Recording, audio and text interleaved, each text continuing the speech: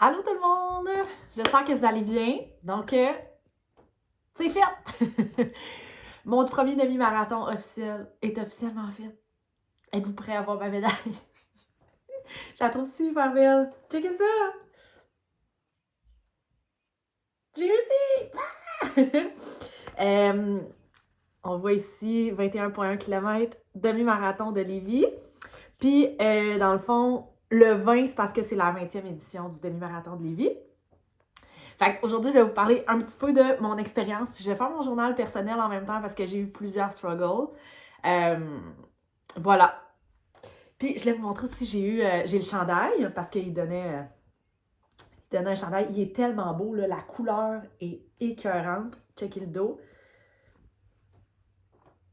Puis ça, c'était organisé par Je cours Québec.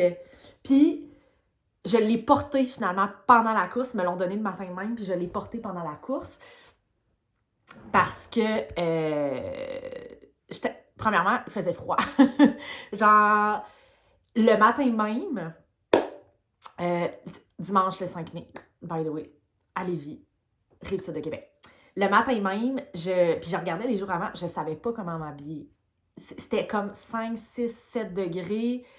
Puis là, pluie, pas pluie. Toute la semaine, j'ai regardé, je savais pas si allait pleuvoir. C'était tellement comme... On savait pas trop comment s'habiller. Puis là, le matin même, dans le fond, moi, comment ça s'est fonctionné, c'est que je suis partie de Montréal, j'habite à Montréal, je suis partie de Montréal le samedi, vraiment tôt. J'en ai parti à 6h30 de Montréal, on est arrivé à Québec avec des amis, on allait coucher au Concorde. Moi, avec deux de mes amis, une travailleuse sociale et un travailleur social avec qui je travaille. Puis, by the way, on a marché toute la journée dans Québec, genre Basseville, Hauteville, j'ai fait je sais pas combien de pas. J'ai marché toute la journée, j'avais déjà les jambes mortes. J'étais comme, hey, c'est pas une bonne idée de marcher autant la veille d'une course. J'avais déjà les jambes mortes. Quand on est allé Super Resto, je vous donne des détails, là, mais regarde. Quand on est allé Super Resto la veille, j'étais comme, hey, gang, j'y vais en Uber, même si c'est à 20 minutes de marche. J'ai peur que mes jambes t'offrent pas. Il était comme, ah, OK. Puis en revenant, on se dit, ben là, on a le ventre plein, on va revenir à pied. J'étais comme, revenant à pied, je reviens en Uber. Genre, j'étais comme, mes jambes sont déjà mortes, puis je cours un demi-marathon demain, tu sais. Fait en tout cas, bref. Fait que finalement, je suis contente d'avoir pris des Uber. Mais c'était peut-être pas une bonne idée de marcher toute la journée la veille. Première chose. Deuxièmement, c'est sûr que je dormais pas dans mes affaires. Fait que j'ai pris comme une pilule pour dormir que j'avais jadis. J'ai déjà fait une dépression, puis j'avais des médicaments pour dormir, puis ça, puis il m'en restait. Fait que je l'avais testé, parce que je savais que je devrais probablement en prendre. Je l'avais testé quelques semaines avant, une moitié, mais là, j'ai pris la décision d'en prendre une complète. Puis là, je calculais la demi-vie du médicament pour être sûre que je sois pas cognée le lendemain, là. Bon. Bref, j'ai dormi un petit peu mieux que ce que j'aurais pu dormir. Il y avait un party dans la chambre à côté. J'étais comme, tabarnage, j'ai besoin de dormir! En tout cas, j'avais tout apporté mes choses pour me faire mon propre déjeuner, mon propre café, toast au beurre de pinot avec de la confiture, tout ça, c'était correct. Fait que c'est ça. Bref, tout ça pour dire qu'on arrive, c'était aux Galeries Chagnon à Lévis. Tu sais, moi, je connais très bien Lévis. J'ai fait mon cégep à Lévis, puis j'ai fait mon université à Lévis aussi. Fait que je connais très bien la place. J'étais pas dépaysée. Fait que j'étais arrivée aux Galeries Chagnon à 7h. La course était à 9h. Mais moi, il fallait que je prenne mon dossard, mon chandail, mes trucs, puis tout ça. Et j'étais tellement stressée, là, ça avait comme pas d'allure. Genre, je pense que j'étais allée aux toilettes 4 fois au Galeries Chagnon. Genre, j'arrêtais pas d'aller aux toilettes, c'était même pas drôle. Bref. Fait que, premièrement, je savais pas comment m'habiller. Fait que je m'étais dit, garde, je vais y aller en t-shirt. Ça va être correct, il va faire chaud, il va se mettre à faire chaud de toute façon, puis on court. Mais c'était frais en chien dehors, là. Puis là, bref, mon ami rentre avec moi, puis moi, je voulais pas, tu sais, dans le fond, comment ça marche une course, c'est que tu peux avoir ton petit sac. Puis, dans le fond, il te le redonne à bout de la course. J'étais comme, ah non, on repart avec mon stock, puis tout ça. Mais là, j'étais comme, je pense que je vais avoir trop froid. Fait que je vais mettre le chandail qu'ils vont me donner, qui est un chandail comme vraiment comme de course, là, qui respire, puis tout ça. Puis j'ai dit, pars avec mon t-shirt. Puis là, à 8h30, ils nous sortent toutes dehors du Galerie Chagnon parce que la course commence à 9h. Mais moi, j'étais dans le batch qui partait à 9h15 parce que j'étais dans le batch de ceux qui courent lentement. OK? Fait que, parce que, tu sais, on donne à peu près en combien de temps on pense le faire. Puis, tu sais, moi, j'avais marqué genre 2h30. Fait que j'étais dans le badge des moins rapides. Fait que, c'est ça. Fait que, dans le fond, je sors dehors 45 minutes, mais il faisait fret, là. Hey, qu'il faisait fret. J'étais comme, oh mon Dieu. Fait que là, j'ai commencé à comme faire des, tu sais, courir dans le stationnement. Tout le monde, comme, courait, faisait des, mais il faisait fret. J'étais comme, oh my God, t'as pas de bon sens. Fait que finalement, tout ça pour dire que les 7 premiers kilomètres, là, j'ai eu vraiment fret. Puis, j'ai jamais couru en ayant autant fret que là. Tu sais, il y en a beaucoup, je te vous dirais qu'il y avait la moitié qui était en culotte longue, la moitié qui était en culotte courte. Il y en a qui avaient des manteaux. Tu sais, mais j'étais comme, si j'ai un manteau, je voudrais pas le traîner après, là. Fait que j'aime mieux en avoir moins, mais j'ai gelé 7 km. Puis quand on est parti à la course, on avait le vent d'en face! Pendant genre les 5 premiers kilomètres, on avait le vent d'en face. C'était l'enfer. J'étais comme, oh my God, que j'ai frette. Hey, je vous dis, là, j'avais le chandail comme ça, là, puis je tenais le bout des mains comme ça. J'étais comme... En tout cas. Bref, hey, je m'excuse, je donne vraiment trop de détails. Je suis un peu encore sur l'adrénaline de ma course. Bref. Comment j'ai trouvé ça? J'ai trouvé ça difficile pour mon mental. Je suis pas habituée, tu sais, je suis pas habituée de courir en course officielle comme la plupart du monde. Là. C'est rare que quand on fait, tu sais, dans notre préparation, on go tout seul ou avec des amis. Qu'est-ce que j'ai trouvé dur là-dedans? C'est que je me faisais dépasser tout le temps. Mais tu sais, c'est une course, là. Mais genre, des marées de monde. Fait que, hey, mon ego a tellement trouvé ça difficile, là. Je m'attendais pas à trouver ça, à ce que ça soit ça que je trouve autant difficile. Je vous dirais que du kilomètre 1 au kilomètre 13, c'était juste du monde qui me dépassait. J'étais comme... Un moment donné, je me suis dit, coudonc, je suis la dernière, là. Je regardais en arrière de moi pour voir s'il y avait encore du monde parce que je me faisais tellement dépasser. Tu sais, j'étais comme crime. Tu sais, je cours pas vite, mais je suis pas... Tu sais, je suis pas si près que ça, là. J'étais comme, aïe, mais le monde est donc ben bon. Genre, j'étais comme, OK, le monde est vraiment très bon, là. Ça... C'est comme... dans le très bon. Là. Je capotais. J'étais comme, mais mon Dieu que le monde est bon. Mon Dieu que le monde est bon. Je savais que de faire une course en mai, ça serait du monde qui est bon, c'est du monde qui se sont entraînés pendant l'hiver. Tout le monde est bon dans la vie, là. C'est pas ça l'affaire. Mais c'est juste que quand tu fais une course à la fin... Là, en ce moment, il y en a qui commencent à s'entraîner pour un demi-marathon à la fin de l'été, ce qui est la normale. Mais là, ceux qui faisaient une course en fin de semaine, c'est du monde qui se sont entraînés pendant l'hiver. Fait qu'ils ont couru dans des conditions difficiles. Un peu comme moi, là, finalement. Mais c'est du monde très, très fort. Très, très bon. Fait que j'étais comme, aïe, aïe. OK. Fait que je vous dirais, les 13 premiers kilomètres, là, ben, mettons, les 12 premiers, ça me dépassait. J'étais comme, j'en revenais juste pas. Puis, tu sais, moi, ce que j'avais prévu faire, puis ce que j'ai fait, c'est que je faisais 5 km de course. Après ça, je marchais 15 secondes. Après ça, je repartais 2 km. Je marchais 15 secondes. Mais là, commencer à marcher à 5 km, là, j'étais comme, OK, j'ai l'air un peu tarte. J'ai l'air un peu tarte. Mais, tu sais, c'est des barrières que je me mets moi-même, là. Genre, tu cours pour toi-même des autres en tabarnak, OK? C'est comme ça qu'on devrait se sentir, mais j'étais pas capable. Tout le long, j'étais comme, mais voyons, non, on est dans le même monde, non, on est dans... C'était juste ça que je me disais. Je sais, il faut que je travaille le mindset. Puis là, j'étais comme, mais impossible que je cours un marathon. C'est toutes des maudites élites. Ce monde-là, c'est toutes des élites. Je capotais. À partir de 12-13 km, je sais pas ce qui s'est passé, mais là, je me suis mis à dépasser. Là, j'ai vu qu'il y en a qui commençaient à marcher. À 12... Mais moi, j'ai marché bien avant ça, là. Tu comprends? À 12-13 km, là, je me suis mis à dépasser du monde. Puis là, on dirait que, en dedans de moi, ça a fait de quoi dire « Oh! OK, celui-là, je me rappelle qu'il m'a dépassé. Celui-là, tac. Puis là, je commençais à... Puis là, foum! J'ai comme pogné un air d'aller.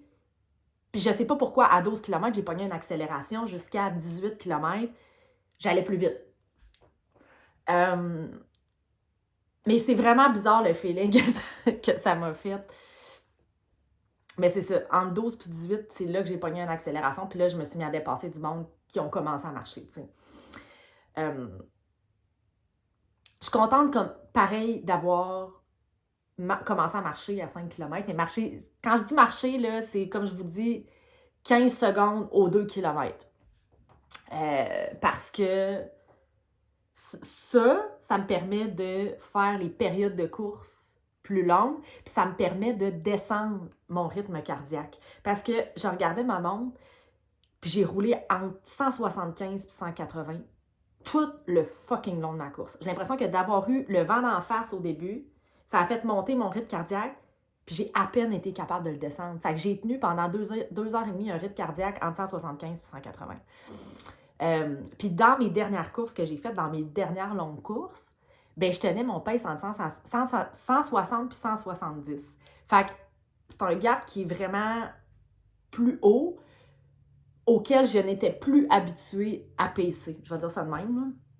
Fait que c'est ça. J'ai trouvé ça difficile parce que je le savais que j'avais plus de la misère à tenir à un pace comme ça. Fait que j'avais pas le choix d'y prendre mes marches pour me refaire descendre à 170. Puis après ça, clac, je repartais, puis ça remontait super vite. Au niveau de la nutrition, comment ça a fonctionné? J'avais mes 2 gourdes de course, puis j'avais des bonbons.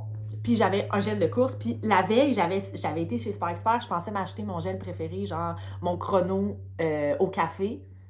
À Québec, au Galerie de la Capitale, il n'y avait pas de gel de course. J'étais comme, mais c'est lourd. J'étais un peu fru. Fait que là, finalement, j'avais juste un gel de course au beurre de pinot. Fait que j'étais un peu découragée de ça. Puis quand on était au Galerie Chagnon, à genre 7h30, on a ouvert le Dollarama. Fait que j'étais allée m'acheter des bonbons de plus. Fait que j'avais d'autres bonbons, puis ça. En tout cas. Fait que avant de partir, puis là, moi, j'avais déjeuné à 5h30. Ma course était à 9h15. J'avais pas remangé. Fait que là, j'ai pris un sachet de bonbons avant de partir ma course. Puis je voyais qu'il y en avait beaucoup qui avaient des bonbons dans leurs affaires. Il y avait un gars qui avait l'air d'un élite, là, qui avait des Sour Patch. J'étais comme, ah, il y a ces petits sacs de Sour Patch. Moi, je regardais le monde. Là. Fait que, c'est ça. Fait que dans le fond, quand la course est partie, j'avais mes gourdes, j'avais 500 ml de chaque bord avec du pica, plus j'avais des bonbons, plus un gel de course. Puis il y a du stock sur le parcours. Fait que j'étais comme, je prendrais. Tu sais, moi, dans ma tête, je prenais pas le stock sur le parcours. Finalement, j'ai tout pris sur le parcours. J'étais comme, oh, regarde, j'étais comme, je vais l'essayer. Puis la première affaire qu'il y avait, c'était ce qu'on appelle le Gatorade, une boisson avec des électrolytes. Fait que là, j'étais comme, regarde, on va l'essayer. Fait que là, je prends le premier Gatorade et là, ça goûte le jus McDo des années 90. Parce que moi, je travaillais au Patro de Charlebourg, on faisait des grosses cruches de jus McDo. Là, c'est les grosses cruches vertes. Là. On appelait ça de même, le jus McDo, mais c'est pas vraiment du jus McDo, mais nous autres, on appelait ça de même. Et là, ça m'a rappelé le goût de mon enfance. J'étais comme, oh mon Dieu, Seigneur, c'est bien bon! C'est super sucré. Ça goûte, honnêtement, la même affaire que quand tu fais ton test de diabète, de grossesse. Fait que là, je m'enligne le truc, j'étais comme, oh, on va les prendre.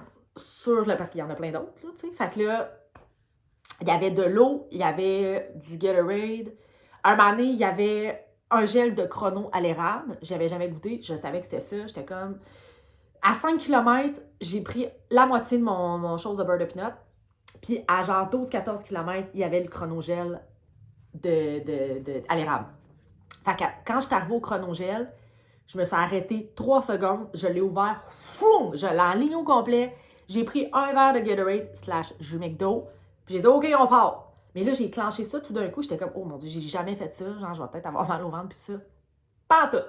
Pas eu mal au ventre. La seule affaire que j'ai eue pendant ma course, c'est l'envie de pisser à partir du kilomètre numéro 1. Fait que j'ai eu envie de pisser pendant 2h30. Ça m'était jamais arrivé. Pendant mes courses, j'ai jamais eu envie de pisser, mais j'étais tellement stressée.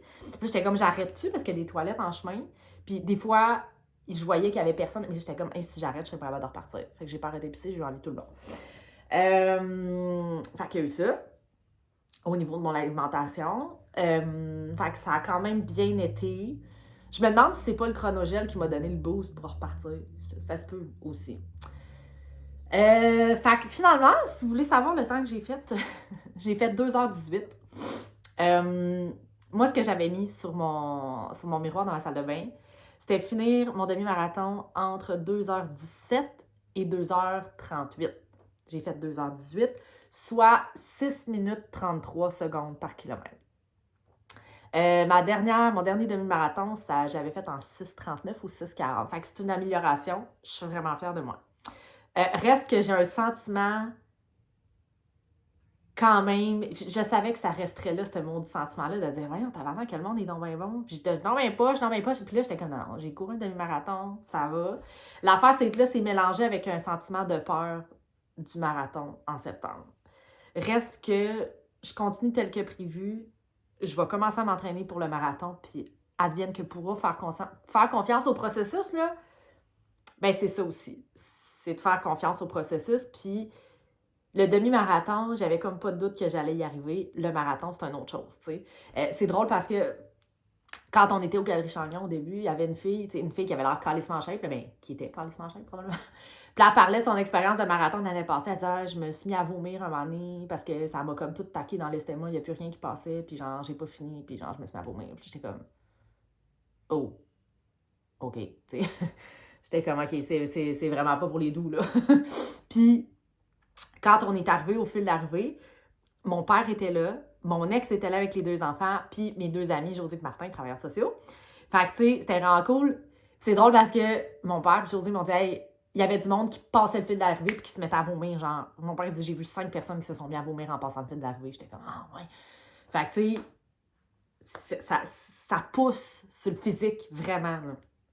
Bref, ça pour dire que je suis super fière de moi. Je continue mon processus. Advienne que pourra.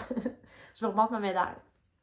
Pour. Je suis vraiment fière de moi. Tu sais, comme si je me montais un rouge à lèvres, là. Ah, je m'excuse, cette vidéo-là va être vraiment trop longue. Mais voilà. Fait que mon premier demi-marathon officiel est fait. On verra ce que ça va donner pour la suite, mais j'embarque là-dedans. Puis ça. C'est contre soi-même, hein. C'est ça qu'il faut que je réalise. C'est contre soi-même, puis là, le marathon, ça va être encore plus contre soi-même que le reste. Fait que voilà, je vous souhaite une bonne fin de journée. Puis n'hésitez pas à vous inscrire à des courses officielles. Puis, tu sais, c'est sûr qu'il faut faire la préparation pour, là. Faites pas ça pour entraîner. Mais c'est un nasty challenge. Bye tout le monde!